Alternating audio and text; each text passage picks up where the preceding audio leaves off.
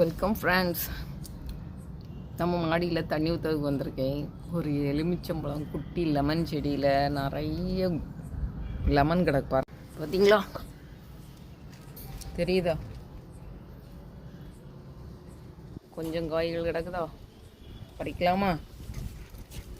வாங்க ஃப்ரெண்ட்ஸ், நான் பறிக்கிறேன் பாருங்க. பறித்து காட்டேன். தெரியுதா? இது இவ்வளோதான் வரும். மஞ்சள் கொடுத்துட்டு பார்த்தீங்களா? இதெல்லாம் பறிச்சிட வேண்டியதான்.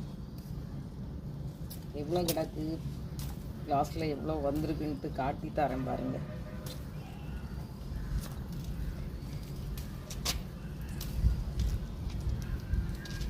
நான் மாடியில் செடிக்கு தண்ணி ஊற்ற வருவேன். நான் வரும்போது இப்படி கொஞ்சம் கலர் கொடுத்து கிடக்குமா, கலர் கொடுத்து இப்படி கிடக்குது எல்லாமே பறித்து அப்படி வாயில் போட்டு மென்று சாப்பிட்டு கொண்டு போயிடுவேன்.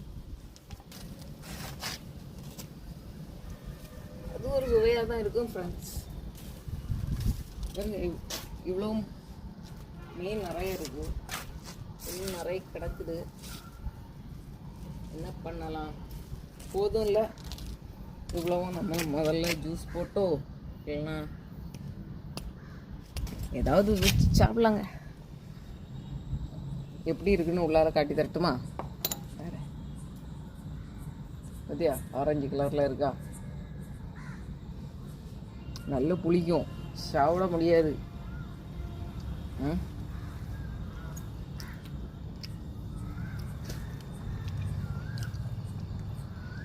பார்த்தா அப்படிதான் இருக்கும். மினி லெமன், மினி ஆரஞ்சு கிடையாது. கேட்டிங்களா?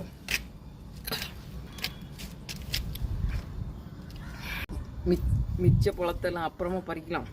அது ரொம்ப பறித்து கொண்டு வீட்டில் வச்சாலும் வேஸ்ட்டாக தான் போவோம். அதனால் மீதி கிடக்கிட்ட அப்புறமா பறிச்சுக்கலாம். ஒரு நிறைய கிடக்குது,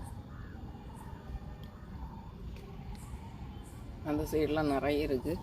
அப்புறமா தேவைக்கு பறிச்சுக்கிடும். இந்த வீடியோ பிடிச்சிருக்கா? மினி லெமன் பறித்த வீடியோ பிடிச்சிருந்தா லைக் பண்ணி சப்ஸ்கிரைப் பண்ணி அவங்களுக்கு சப்போர்ட் பண்ணுங்கள். தேங்க்யூ.